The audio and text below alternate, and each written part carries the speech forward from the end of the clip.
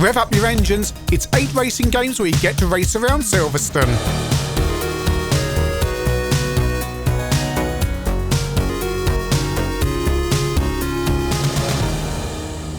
Yes, I am on the starting grid at Silverstone, or as close as I'm able to get to it, for 8 racing games where you get to race around this circuit. Silverstone is, of course, a former World War II airfield, and between 1949 and the late 80s changed very little, and then since then has changed rather a lot. And we'll start off with the first game I played where I could race around this circuit. Formula 1 Simulator sold 250,000 copies across all formats: Spectrum, C64, Amstrad, CPC, C16 and MSX. And here we are on the Spectrum, originally released by Spirit Software, but most people would have got, in fact everyone got, the Mastertronic release. You have to qualify and then you start the race.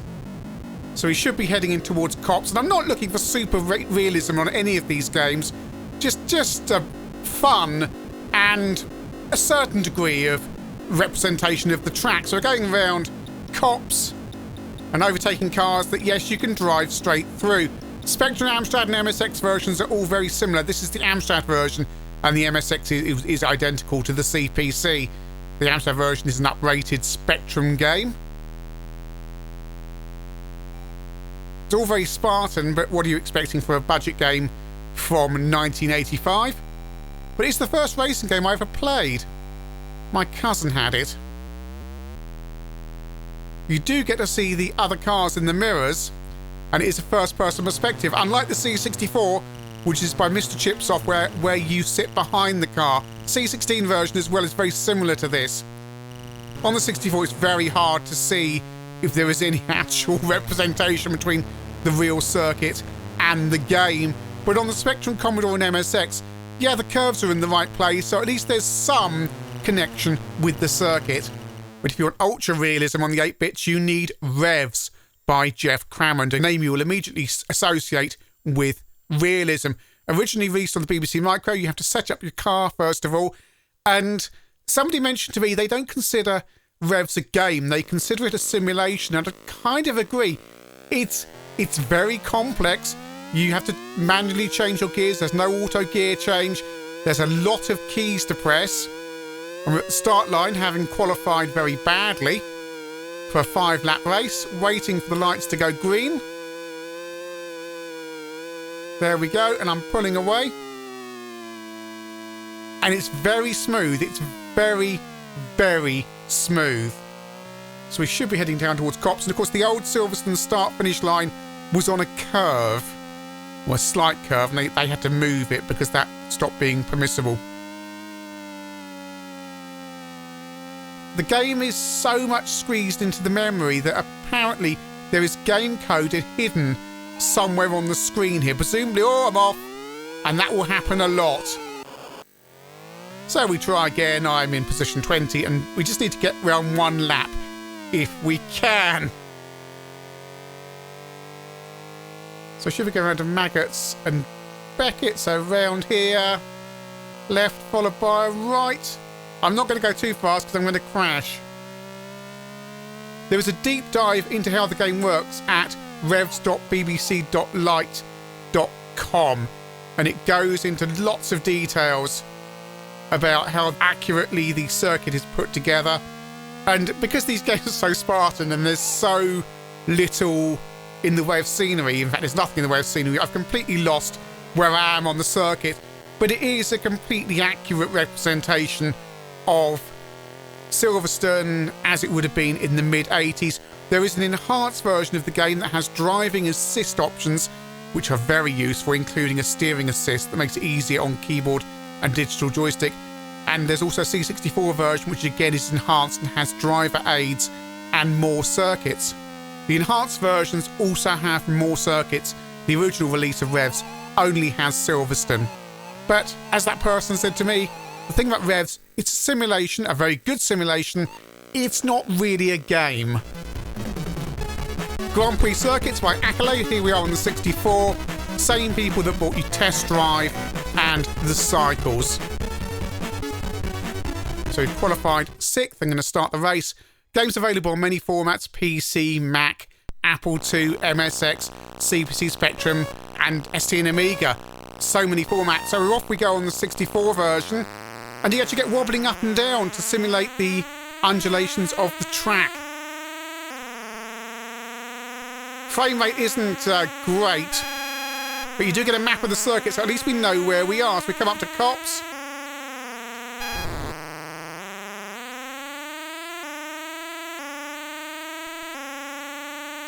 And down we come towards Copse and Becketts. And the other cars are very chunky, but they take up an accurate width on the road, and you can't drive through them. So we should be coming down to the hangar straight. So on the Spectrum, and this should be the old farm straight if I'm reading my map upside down correctly and going towards Luffield. And it is accurate. It's an accurate depiction of the circuit. Even if it doesn't join up properly at the pit straight there. Yeah, that's something.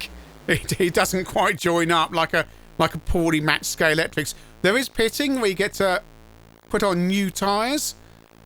And here we are on the Amiga. And off we go. A little bit of flickering on the grandstands in the background. Not sure if that's because I'm using an A1200 or if that happens on all machines. Again, big cars you're overtaking. But now this is 3D, they're sprites, so they don't quite scale correctly just as you're overtaking them. It's slightly odd. But again, the circuit is accurate to what it would have been in the late 80s before those updates. Because Silverstone, it had a lot of updates. I think it was 1991. But they added about half a mile, I think, of extra track due to curves and things, and that's when the bridge went in. But at least, unlike Revs, this has automatic gears, so it's a game for beginners through to more hardened players. The problem with Revs, we saw earlier, is you'd have to learn everything. It's a simulation. Although, as I say, the later versions do have assists, and when Jeff Crammon comes to do F1 GP, he gives you assists for everything, should you need them, so you can learn to play the game. It's quite hard to get past these cars. So, I mean, even the grandstands look fairly Silverstone-y. Come round to the start-finish straight. Now I'm in position 1. I want that noted. No grandstands or anything like that, but what are you expecting from a 2D simulation? But what if you want to race motorbikes? Well, there is, of course, the cycles, which is pretty much the same as the last game we saw. Or there is No Second Prize by Thallion on the ST and Amiga.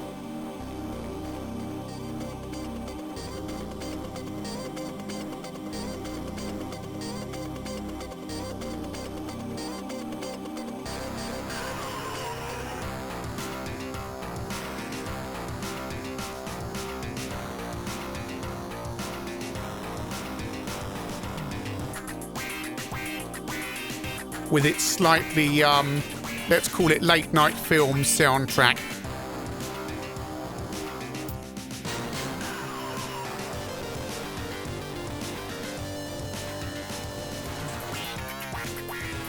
So lots of tracks to choose from. Silverstone there looks correct. The map is the correct way round for me as well on my reference copy. So off we go to start, finish straight. And all the other bikes race off onto the distance. I'm playing this on an accelerated A1200, so it's very fast and smooth. But actually, even on a base ST and Amiga, it's a very fast and smooth game. So through Copse there, heading towards Becketts. And you get nice undulations as well, up and down. Whoa, what are those things? I assume they put some kind of cones or something in the circuit for bike races. Oh, well, there's more of them. That's a surprise. Well, yeah, oh, up in, got some air there.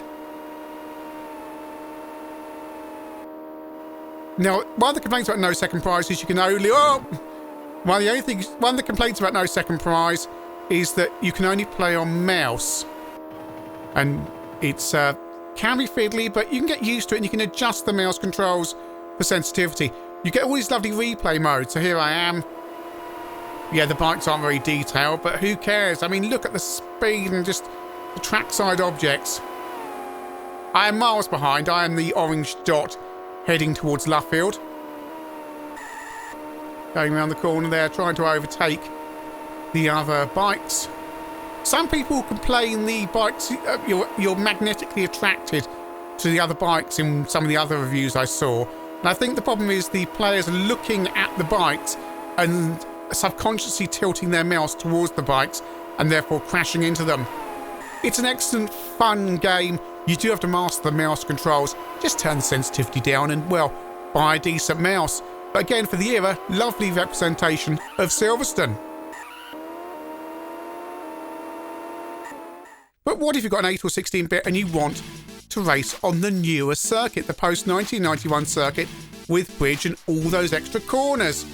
Well, you've got Nigel Mansell's World Championship, and we start on the Amiga. This was released on the Amiga ST, SNES as well, wasn't it? And the Mega Drive, but they're different versions, and Spectrum and CPC, no C64 version. And you do get weather, so it can rain during a race. So I've qualified, and off we go. And it's very much an arcade racing game in the mould of things like Super Monaco Grand Prix. Amiga owners, there is an enhanced AGA version as well. Here we are on the Amstrad.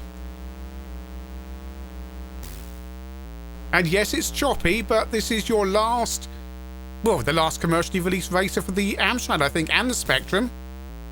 And probably the most accurate depiction of the circuit. And look, we go under the bridge. And you go around the corner and you can go off the circuit there. And yes, it's very choppy, but it is Silverstone post-1991. Back on the Amiga. Under the bridge, around the corner. Trick is not to lift off, or if you're very brave, not to lift off. And then just hit a load of hoardings like that. And it's raining. It's a rather lovely game, and one that's quite underrated because it was competing against Formula 1 Grand Prix.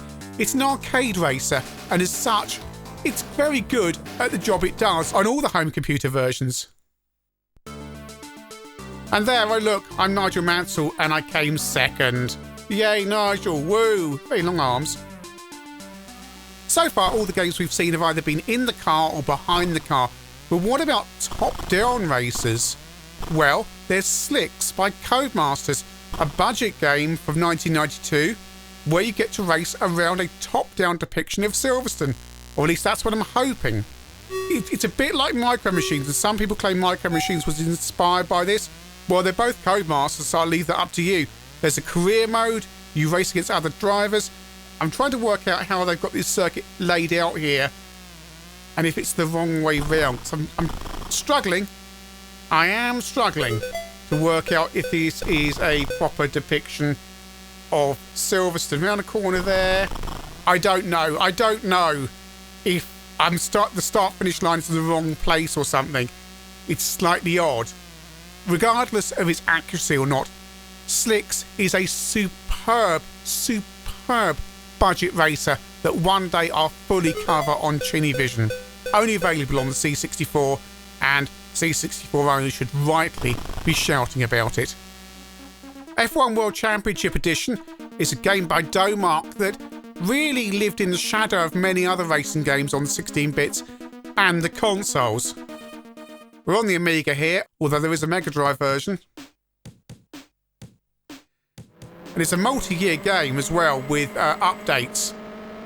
So here we go past the start-finish line, and it's like a cross between a sprite-based Super Monaco racer and a 3D racer, because it has 3D objects, but with 2D bits in it. Your car sprite is 2D, for example. But again, this is the post-1991 Silverstone track. As we head down towards Stowe. Round the corner. And Vale. And through to Club. Then we head up through the Abbey Curve. And it's very speedy and fast. And yes, I've got an accelerated Amiga.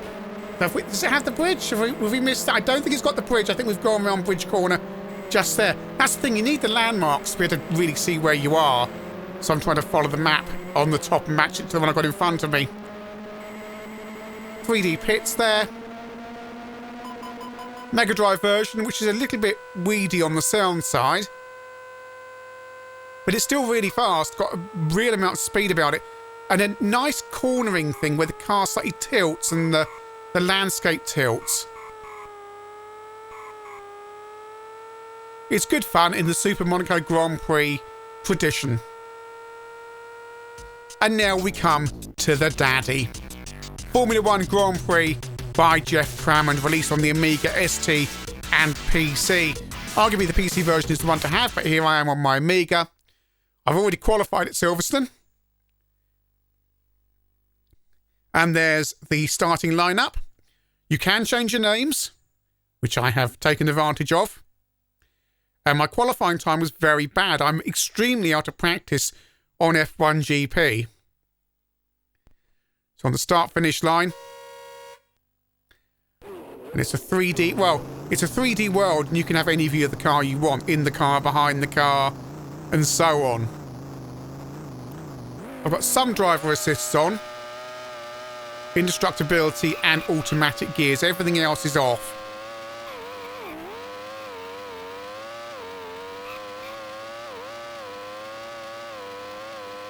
So because I'm indestructible, I can do that. Which is to force my way through. So... Oh, off the circuit. No, come on, control it, control it. Right, I'm in 17th. Right, let's have a replay of that start. And there I am. That's me. Who did I crash into? Old Scott Retro, sorry about that, but needs must to use you as a brake. And there I am, skillfully getting control back. And there we go, right. No game other than F1 GP makes you feel so close to the tarmac like you would be really low down in a real Formula 1 car. Right, so let's do a flying lap onto the start-finish straight, heading towards Copse. All the grandstands are there, round Copse. In 10th, I need to do a better lap than I've just done at 1:38. Through the chicane at Maggots. Through Becketts. Oh, and into the hangar straight. Right, foot to the floor. And we're going up to 154 miles an hour, up to 180 hopefully. Flat out towards Stowe. 190, in fact, brake. Round Stowe. The chicane that was added in, well, for 91 or around then. Down Vale.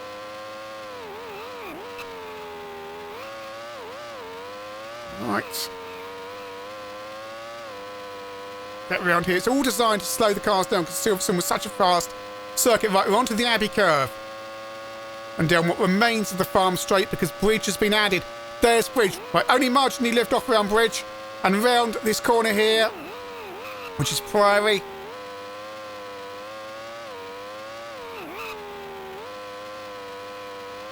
Into Brooklands. Oh, I'm off. I've spoiled my time. I was doing really well. And into the start-finish straight. Someone is in front of me. How am I doing? I can't see the time to go. Yes! 127 with Steve Green in front of me. And we come to the end of the race, and the race has been won by Andy Magic Knight. I have finished 9th, which isn't bad considering I started. Oh, I have finished, but I lost it at the start-finish line there. That's the probably the reason they don't allow the start-finish line to be on a curve anymore. Wasn't that all that incident the year they moved it and had to move the finish line back a bit, and there was confusion with the pits? I can't remember. I haven't watched Formula 1 for years. F1 GP is such a fantastic game, and of course there's all those little cheats you can do with jumping the chicanes and so on, because the game doesn't detect vertical collisions going around places like Canada and Germany, just jumping over the chicanes. So that's 8 racing games where you can race around Silverstone, past and, well, still past because it's the 1990 Silverstone. Formula 1 Simulator is budget fun. The circuit's there. There's no landmarks. You can drive through the other cars on the Spectrum MSX and CPC, but it is good fun. The C64 and C16 versions are very different. They're more like pole position, and I'm not sure how accurate the circuit is. Revs is an absolutely brilliant simulation. I'd question it as a game just because it's very fiddly. I'm sure if you master it, you can have a lot of fun with it, but if you're going to try it, try Revs Plus that has the driver assists. But the accuracy, yeah, as good as you could expect in a game on that hardware. Grand Prix circuit moves things along. It's not as accurate as Revs, but it's arguably far easier to play. It caters for the beginners through to the expert players. There's something about that Spectrum version, though, with the weird crossover at the start-finish line, that just makes me think it could have had perhaps a little bit more effort put into it. I don't know. No Second Prize, I've always loved it. I just adore the speed and the camera angles and just the fun of it.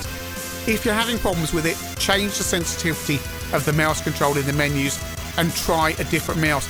It's a very different control system to a joysticks, and you may find yourself magnetically attracted to the other bikes just by looking at them. The same way if you look left or right at something when you're driving, you might steer in that direction. It's not a digital control method, it's an analog control method. I really love No Second Prize, it's great. Nigel Mansell is a last gasp for the 8-bits, and it's a bit choppy on those Spectrum and Amstrad versions. The 16-bits, it's a UK-based Super Monaco Grand Prix game. It has hills, it scales nicely, it has weather. I really like it, and it does have that modified Silverstone layout with the bridge correctly depicted. Slicks, I'm not sure about how accurate the circuit is, but you know what, I don't really care because it's a fantastic, amazing top-down budget racer. It says it's Silverstone, who am I to disbelieve it? F1 World Championship by Domark has tremendous speed and a number of 3D objects around the circuit, as Nigel Mansell does as well, to be fair, but it's just that amazing speed, and again, like I mentioned with Formula 1 Grand Prix, that low down feeling to the circuit and the width of the cars. It's enjoyable, not one I would have necessarily bought back in the day, but worth visiting now. Formula 1 Grand Prix is the daddy, it is the successor to Revs. It caters for all abilities, and there are hundreds and hundreds of hours of gameplay there. I haven't even got into things like modifying the circuits like you can with the drivers, which you can do with an editor, the colours of the cars, and so on. It's just brilliant. I just had so much fun racing around Silverstone, and as soon as I got my mojo back, I was flying around in fantastic times. It's a brilliant, fantastic game that is as enjoyable today as it was when it was originally released. So that's 8 racing games where you can go around Silverstone.